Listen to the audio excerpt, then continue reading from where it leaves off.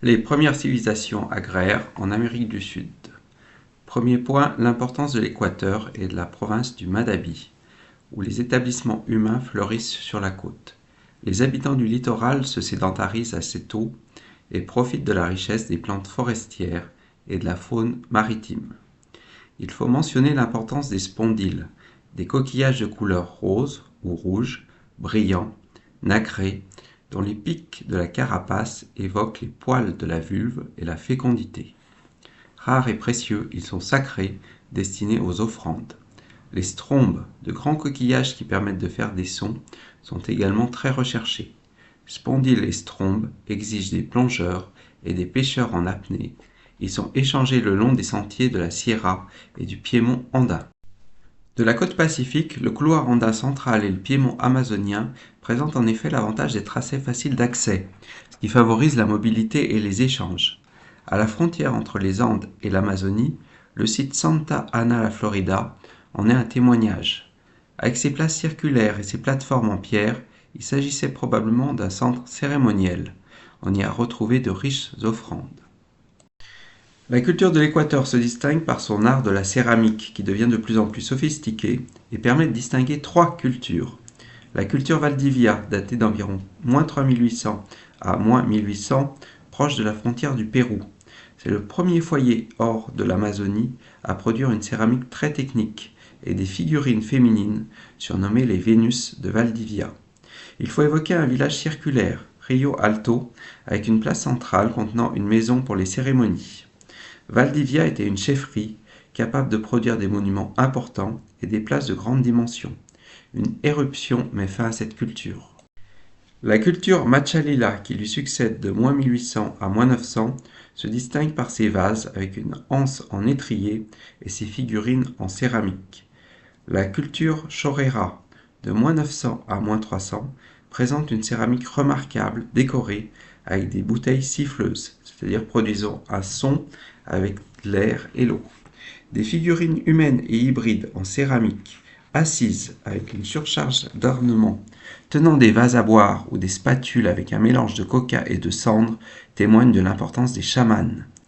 Outre les céramiques, des ornements apparaissent, des pendentifs, des colliers en or massif, des pierres taillées dans le quartz. L'or est martelé pour les parures des chamans et des chefs. Autour de -300, la culture Chorrera est à son tour ébranlée par l'éruption du volcan Pululawa. Deuxième point, dans les Andes, il faut évoquer les cités et les tertres du nord du Pérou. Selon l'archéologue Tom Dilley, les Andes centrales connaissent les premiers signes de civilisation entre -7500 et -5000. Ce développement s'explique surtout par des richesses maritimes. Il faut noter que contrairement à l'Europe, les premières formes urbaines y précèdent la poterie. En l'absence de poterie, des calebasses étaient utilisées comme récipients avec des motifs pyrogravés et des figures humaines stylisées. Autour de -1600, avec la culture du maïs, apparaissent les premiers tertres, c'est-à-dire montagnes artificielles bâties. On les appelle mund en anglais ou tolas en espagnol. Ils sont peut-être le signe d'une certaine stratification sociale. Les tertres devaient protéger les habitations des précipitations de la saison des pluies, représenter la montagne sacrée, axe du monde, ou rendre visible l'autorité du seigneur avec un promontoire. À partir de -1000, on remarque l'apparition de monticules en U ou en fer à cheval, disposés autour d'une butte centrale pour les cérémonies, avec un accès par escalier, une architecture qui se prolonge sur tout le littoral du Pérou. Les maisons sont grandes, entourées de palissades. On peut noter deux sites très importants. Huaca Prieta. Huaca désigne la montagne, le lieu d'émergence des ancêtres sacrés. Prieta, la couleur noire, le sombre, puisqu'on y trouve de nombreuses cendres de charbon. Le site est occupé dès le XIIe millénaire. Il se trouve dans la vallée de Chicama, un fleuve dont les oasis lagunaires fertiles fournissent des matériaux pour les radeaux de mer, et on retrouve ces jonques sur les rives du lac Titicaca sous le nom de Totora. Alors c'est l'exemple le plus ancien de montagne artificielle d'Amérique du Sud. Huaca Prieta est construite progressivement. De -7000 à -5000, des objets écrasés révèlent la volonté de construire ou de remblayer des murets. De -5500 À moins 4500, on trouve les premiers textiles de fibres végétales tressées, les premiers tissus andins, plusieurs milliers de toiles de coton impliquant une remarquable maîtrise technique, et le coton s'impose autour de moins 3000. La technique la plus utilisée est la trame cordée. Les fils sont enlacés par paires et maintenus solidement pour faire des sacs, des filets de pêche, des bonnets. Les décorations géométriques évoquent des serpents, des oiseaux, et les paquets sont enfouis comme des amas d'objets liés au culte des morts, retenus par des filets ou des bandes tissées. De moins 4000 à moins 3000, le tertre est construit avec des rampes et des places circulaires surbaissées. Autour de moins 1000, la construction s'arrête délibérément. Deuxième site, Caral, grande cité de la vallée de Suppé, avec ses tertres associés à des places surbaissées, circulaires ou rectangulaires, apparaît comme le premier site urbain d'Amérique du Sud par ses dimensions, 66 hectares. On y a trouvé du maïs, des patates douces, des avocats, des courges, des haricots, du coton, tous du Piémont amazonien. En moins 2500, on remarque des constructions qui forment un ensemble de tertres qui surplombent la vallée et révèlent une augmentation de la démographie importante. Comme Huaca Prieta, la cité est ensuite volontairement abandonnée et ensevelie. Les flûtes de Caral sont décorées de figures anthropomorphes déposées selon un ordre iconique, singe, félin, serpent. Troisième point, la complexité de la zone de l'Amazonie.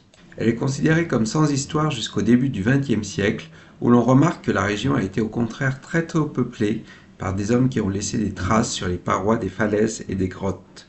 Leur subsistance était assurée par l'abondance et la diversité de la faune, de la flore et les longs réseaux fluviaux. Ces régions étaient densément peuplées et pourvues de tertres. Selon Deborah Piercel, archéologue et botaniste, la domestication des plantes et l'agriculture se sont déroulées en 3 temps. Premier temps, le réchauffement de l'Holocène qui entraîne l'installation des hommes au bord des fleuves. Deuxième temps, une interaction entre cueilleurs et horticulteurs, des jardins à petite échelle, les hommes se dispersent, des travaux collectifs commencent afin d'édifier des terrasses sur les pentes ou d'aménager des champs surélevés puisque les terres basses sont inondables.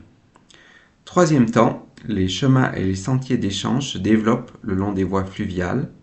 Ainsi, de moins 1500 à moins 850, puis de 400 à 1300, l'île de Marajo est occupée. Elle présente une poterie précoce et ses urnes polychromes reproduisent le grand Nanaconda, créateur de l'univers dont Marajo est la bouche, et cette représentation perdure jusqu'aux cartes européennes du XVIe siècle.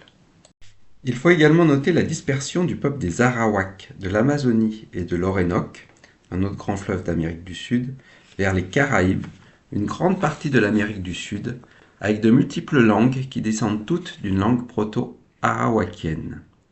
Les Arawaks sont organisés en villages pratiquant l'agriculture, la pêche, la cueillette. Ils sont animistes, leur mythe et iconographie évoquent les grands prédateurs de la forêt, ainsi que les singes, future incarnation du pouvoir sacré. Il faut évoquer les routes de Kuwei, héros civilisateur facétieux aux identités multiples, chaman, danseur. Il a son histoire gravée dans la pierre sous forme de dessins énigmatiques. Il est associé à Jurupari, qui enlève le pouvoir aux femmes pour le remettre aux hommes, et fonde ainsi l'humanité. L'art rupestre lié à Kuwei pourrait remonter à moins 11 000 pour l'ensemble de l'Amazonie. Sa parole, réservée aux initiés, était reproduite par les flûtes et les trompes qui résonnaient lors de cérémonies d'initiation interdites aux femmes.